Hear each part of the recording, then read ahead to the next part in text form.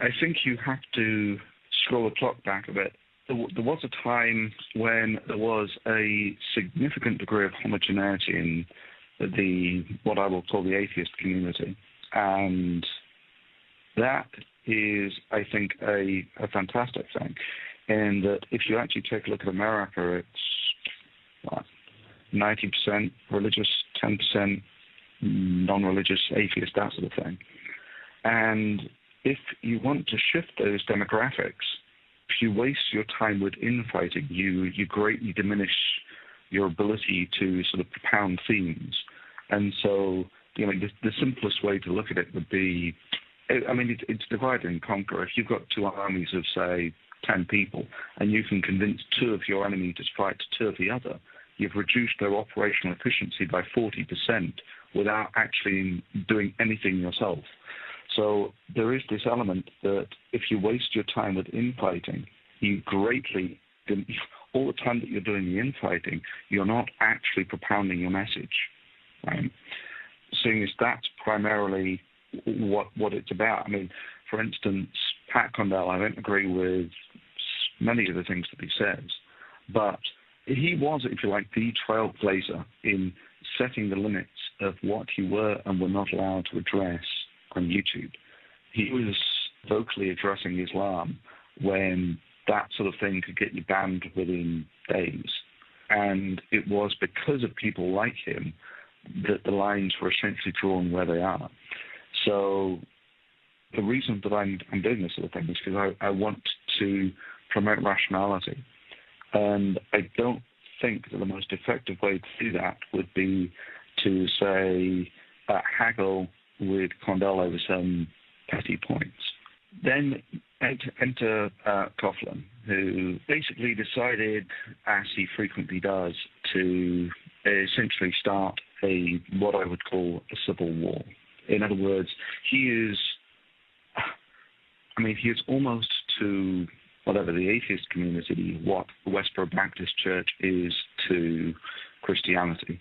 He is, if you wanted someone to discourage people from atheism, this is the guy that you would use.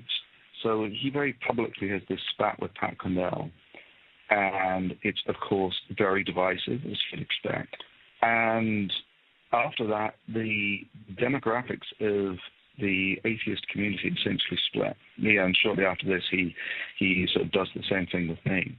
And after that, the demographics have essentially diverged, that the people who watch his videos don't generally watch mine, and the people who watch mine don't generally watch his. So after that, after causing this division, it sort of all died down.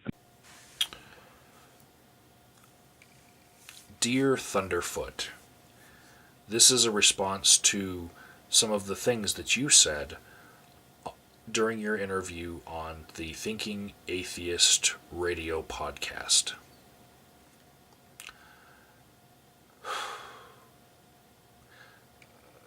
You know what I hate the most about theism? The one thing that really gets underneath my skin? Faith healing. It's something that you don't find as much in other countries, but here in America, especially in the South, you'll find these faith healers that will con people out of money, and then when they don't get healed, they will be told, well, you didn't have enough faith in your God. I find this particularly disgusting. And sometimes these faith healers do things in large stadiums, like Benny Hinn slaying people in the spirit. And you know what you don't see outside of these stadiums when that's going on? Catholics. You don't see Catholics with signs saying, hey, these people are con artists and bullshitters. They're full of bullocks.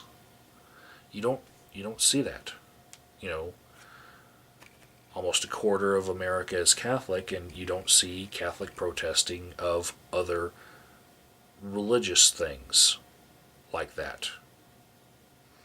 And that pisses me off. I really wish that the theists would police their own. sometimes it seems like there is an unspoken agreement among different faiths that if you don't criticize us, we won't criticize you.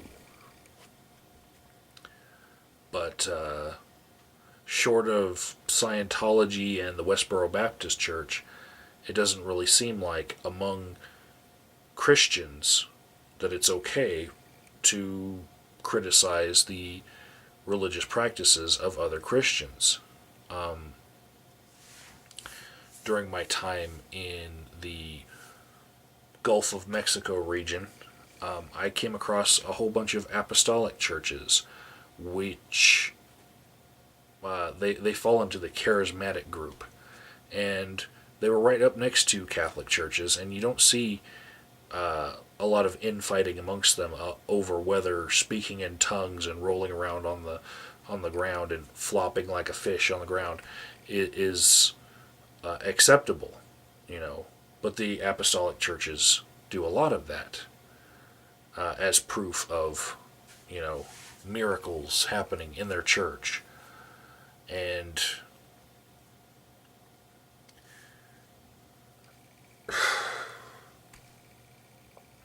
I know it's probably felt and thought privately, but it's not really expressed openly.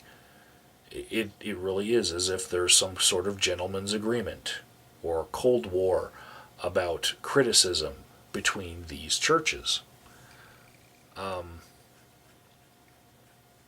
And that's what I'm glad that I don't have to deal with here in the atheist free-thinking community, is that my general feeling about us is that if anything is wrong about something someone says, they will be called out on it. And I like that. I really like that. That's actually what draws me to this community, is that we are willing to eat our own. But there's always the chance for whoever that was wrong to come out and make a retraction and come out winning, even though they were wrong temporarily. I like this, And for you to say that we have like some sort of civil war brewing in our community, I don't see it that way. Really, at any moment, anyone could say something that's wrong and have, the entire community turn their heads. And whatever battle lines you have drawn with people that you've been arguing with, those are not the same battle lines that will be drawn if somebody else says something wrong. We're a very varied group of individuals, and I can't believe that you would characterize us as having once been homogenous just, a couple years ago. I don't see the same thing in this community. So I completely disagree that us being a house divided is a bad thing. I think it is what makes us special and sets us apart from theism. The fact that we are willing to look at each other.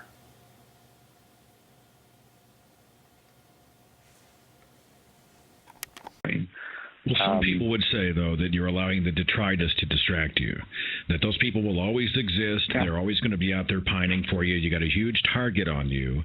So when do you choose to engage? When do you actually, do you engage often? Because that's the criticism I hear, is that, the guy, he allows the train to get derailed all the time because of all these, lower-tiered atheists. How do you respond to that? This is a separate critique right here for Seth, the host of the Thinking Atheist radio podcast. I'm not trying to belittle your accomplishment of making it to 50,000 subscribers, or even Thunderfoot's accomplishment of making it to 130 plus thousand subscribers. That's awesome. Good on you. But I find it laughable that you would think that people with less subscribers are lower tiered atheists. I find it laughable upon that laughable that you think that there's any tier whatsoever to atheism, and that this can somehow be measured by some sort of YouTube metric. Yeah.